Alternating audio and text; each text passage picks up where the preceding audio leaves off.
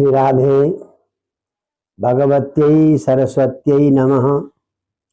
आज बसंत पंचमी भगवती वाग्देवी सरस्वती का पूजनोत्सव है। इस पवित्र दिन में हम सब आपको, जो मेरे चैनल से जुड़े हुए हैं, सबको साधुवाद देता हूं और भगवती माता वीणा पाणी सरस्वती से प्रार्थना करता हूं, आप सबके हृदय में, आप सबकी जिह्वा में भगवती सरस्वती का निवास हो, सरस्वती की कृपा आप सब पर बरसे। आइए हम सरस्वती की पूजा इस गुप्त नवरात्र के मध्य में करते हैं। देखिए, शास्त्रों का कथन है कि भगवान और भगवती ये अविभाज्य स्वरूप है, यानी भगवान और भगवती को आप अलग नहीं कर सकते। शक्ति और शक्तिमान का संबंध है। आप शक्तिमान से शक्ति छीन नहीं सकते। अगर शक्ति नहीं तो शक्तिमान का भी अस्तित्व नहीं है। तो इसलिए हमारे सनातन धर्म में जितनी प्रशंसा अपने अपने इष्ट देव की हुई है, उतनी ही प्रशंसा अपनी इष्ट देवी भगवती की भी है। तो कोई भी अंतर नहीं है। आइए थोड़ा देखें, एक परिवार में हमें क्या चाहिए। सबसे पहले अगर देखा जाए सामान्य दृष्टि से, हम शरीर, हमारा शरीर हृष्ट पुष्ट हो, निरोग हो, बलवान हो। निरोग और बलवान शरीर एक। दूसरा, घर में धन ऐश्वर्य की वृद्धि हो, खाने पीने की, पहनने की कमी न हो, ऐश्वर्य की वृद्धि हो। तीसरी बात, हम में बुद्धि हो। तो ये तीनों चीज एक व्यक्ति के लिए भी आवश्यक है। बुद्धि बल, धन बल और देह बल, ये तीनों ही हमारे जीवन के अविभाज्य अंग है। इनके बिना हमारा चलना संभव नहीं। जिस प्रकार से व्यक्ति को ये तीनों बल चाहिए, बुद्धि बल भी चाहिए, धन बल भी चाहिए और देह बल भी चाहिए, उसी प्रकार से परिवार में, उसी प्रकार से समाज में और उसी प्रकार से देश में भी इन तीनों बल की आवश्यकता है। तो इसीलिए हमारे प्राचीन ऋषि मुनियों ने त्रिदेव और त्रिदेव की अवधारणा की। आप देखें, निर्माण के लिए, सृष्टि के लिए बुद्धि की आवश्यकता है। तो बुद्धि के बिना सृजन नहीं होगा, बुद्धि के बिना निर्माण नहीं होगा। तो निर्माण के देवता, सृष्टि के देवता है ब्रह्मा जी, और ब्रह्मा जी के साथ संबंध किसका है? भगवती वाणी कि देवी सरस्वती का संबंध है। बिना बुद्धि के सृष्टि संभव, रचना संभव नहीं है। बड़े बड़े आविष्कार, बड़े बड़े जो होते हैं, वो बुद्धि के कारण ही होते हैं। इसलिए सृष्टि के साथ, सृष्टि के अधिष्ठात्री देव ब्रह्मा के साथ, चाहे पुत्री के रूप में, चाहे पत्नी के रूप में, सरस्वती है। और सरस्वती और ब्रह्मा का वाहन एक ही है। ब्रह्मा भी हंस वाहन है, तो भगवती सरस्वती भी हंस वाहिनी है। हंस के बारे में आपने सुना होगा, नीर क्षीर विवेकी हंस, यानी पानी और दूध में, दूध और पानी को अंतर करने की जो दिव्य शक्ति है, वो हंस में होती है। तो सही और गलत को पहचानने की जो शक्ति है, वो कौन दे सकती है हमें? हमें भगवती सरस्वती दे सकती है। इसलिए सृष्टि और आविष्कार के लिए, नए खोज के लिए, नए अनुसंधान के लिए भगवती सरस्वती का स्वरूप है। और दैहिक शक्ति के लिए, निरोग हो शरीर, स्वस्थ हो शरीर, उसके लिए भगवती मां सिंह वाहिनी भगवती देवी का, दुर्गा का महत्व है। क्योंकि शरीर अगर स्वस्थ नहीं रहेगा, अपार आपके पास सौंदर्य ऐश्वर्य हो, अपार बुद्धि हो, फिर भी आप उसका उपभोग नहीं कर सकते। तो देह बल ये आवश्यक है। और इसीलिए भगवती दुर्गा सिंह में चाहती है, सिंह बड़ा बलवान होता है। तो ये दुर्गा की पूजा हम करते हैं नवरात्रों में।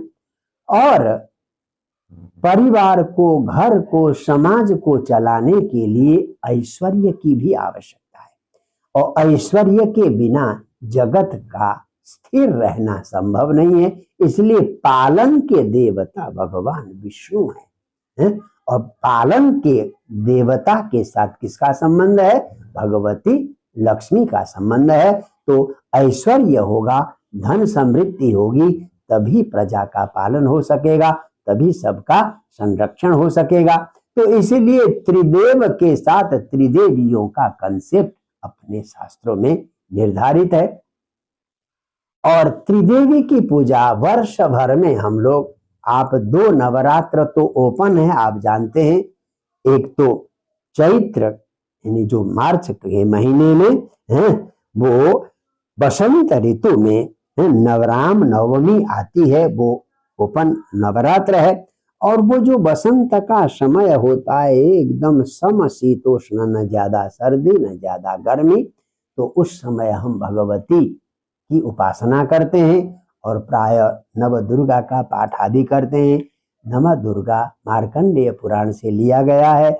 आप लोगों ने जिसने भी नव दुर्गा का पाठ किया हो, पढ़ा हो, तो उसमें महाकाली, महालक्ष्मी और महासरस्वती की ही स्तुति है, उनका ही चरित्र है। तो तीनों एक को हम भगवती देवी के नाम से पुकारते हैं।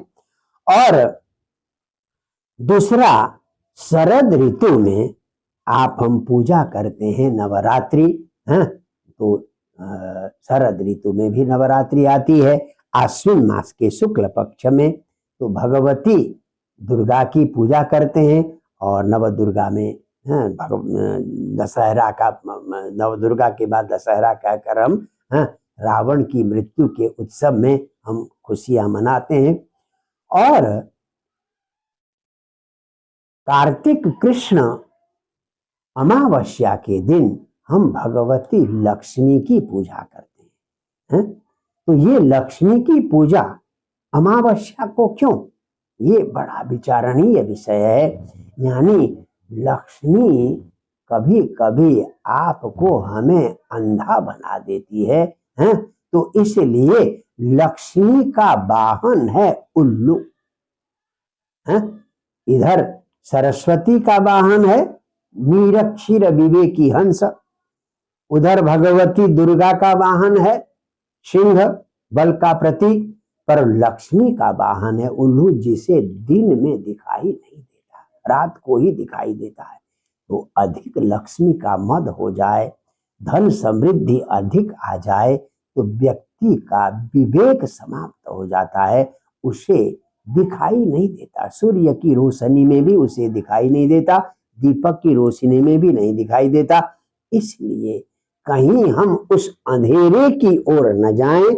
इसलिए केवल लक्ष्मी की अगर उपासना करते हैं हम, तो हमें अंधेरे की ओर जाने का डर रहता है, हम मार्ग भ्रष्ट न हो जाएं, पथ भ्रष्ट न हो जाएं। इसलिए भगवती लक्ष्मी के साथ हम भगवान विष्णु की पूजा करते हैं। भगवान नारायण गरुड़ वाहन है। अगर गरुड़ के साथ अगर नारायण के साथ, विष्णु के साथ आपने लक्ष्मी की पूजा की, तो आप पर उल्लू का प्रभाव नहीं पड़ेगा। भगवती तो आपके पास गरुड़ में बैठकर ही आएगी। अकेली अगर विष्णु लक्ष्मी की पूजा करेंगे, तब आपके पास लक्ष्मी उल्लू की सवारी लेकर आ सकती है। इसलिए जो लक्ष्मी के उपासक हैं, वो अवश्य नारायण की भी उपासना करें, युगल उपासना करें। इसलिए वैष्णवों में, ऐसे निर्मार्ग है, अन्य में भी युगल उपासना है। राम और सीता दोनों की उपासना है, केवल सीता की नहीं। उसी प्रकार से राधा और कृष्ण की उपासना है। उसी प्रकार से लक्ष्मी नारायण की उपासना है। तो ये युगल उपासना करें, अकेली लक्ष्मी की उपासना करें तो आपको उल्लू हावी हो सकता है। तो ये त्रिदेवी की उपासना, दो ऐसे नवरात्र हैं जिनको गुप्त नवरात्र कहते हैं। एक तो ये जो इस समय चल रहा है माघ शुक्ल पक्ष, हाँ, तो ये गुप्त नवरात्र है। तो ये इस समय प्रचंड सर्दी का समय, शिशिर ऋतु का समय होता है। तो इस समय गुप्त रहकर, एकांत में रहकर भगवान की उपासना की जाती है। और कहते हैं ये गुप्त उपासना से अंतःकरण की शुद्धि हो जाती है, ये गुप्त उपासना। ये और आषाढ़ शुक्ल प्रतिपदा से लेकर नवमी तक ये वर्षा ऋतु का समय होता। उस समय भी हमें बाहर जाने होने में दिक्कत होती है। तो उस समय भी भगवती की गुप्त उपासना, गुप्त नवरात्र माना जाता है। तो इस प्रकार से ये त्रिदेवी का कंसेप्ट हमारे यहाँ है। अब देखा जाए धन बल और देह बल तो हाथी और बैल के पास बहुत ज्यादा होता है। देखिए धन बल तो गणिका के पास, वेश्या के पास, चोरों लुटेरों लफंगों के पास, डकैतों के पास भी बहुत सारा धन होता है, या जो गलत ढंग से व्यापार करते हैं, जमाखोरी करते हैं, उनके पास भी धन होता है। परंतु इन सब से ज्यादा महत्वपूर्ण है बुद्धि बल। तो पशु से मनुष्य की कोटि में आने के लिए हमें देह बल और धन बल तो चाहिए, परंतु सबसे अधिक हमें बुद्धि बल चाहिए। इसलिए कहते हैं बुद्धिर्यस्य बलम तस्य निर्बुद्धेस्तु कुतो बलम। जिसके पास बुद्धि है उसी के पास बल भी है। बताइए ना, एक बहुत बड़े हाथी को मनुष्य अपने नियंत्रण में लेकर काम करवाता है। वो क्या, हाथी का बल और मनुष्य का बल बराबर है क्या? एक चुटकी में मसल कर आदमी को चटनी बना दे हाथी। परंतु मनुष्य में बुद्धि बल है। तो आप हम सब भगवती बुद्धिदात्री भगवती सरस्वती की उपासना करें। तो कल से आज बसंत पंचमी है, बसंत ऋतु आने की एक महीने पहले ही, जैसे ऋतुराज कहा जाता है, ऋतुओं का राजा है बसंत। तो बसंत के आने से एक महीना पहले ही बसंत के कुछ हल्के से लक्षण दिखाई देते हैं। जैसे आपके यहाँ किसी राष्ट्रपति को आना हो तो राष्ट्रपति के आने से पहले ही रास्ते की सफाई, साफ सफाई सारी व्यवस्था की जाती है। वैसे है ऋतुओं का राजा बसंत। तो बसंत से आने से पहले बसंत पंचमी भी कहते हैं इसको। तो कल से, आज से बसंत पंचमी का प्रारंभ, यानी सूचना संकेत मिल जाएगा। तो आप सब भगवती सरस्वती की उपासना करें और भगवती सरस्वती से बुद्धि की याचना करें। तो बुद्धि के होते ही आपके पास सद्बुद्धि आ गई तो सब कुछ मिला।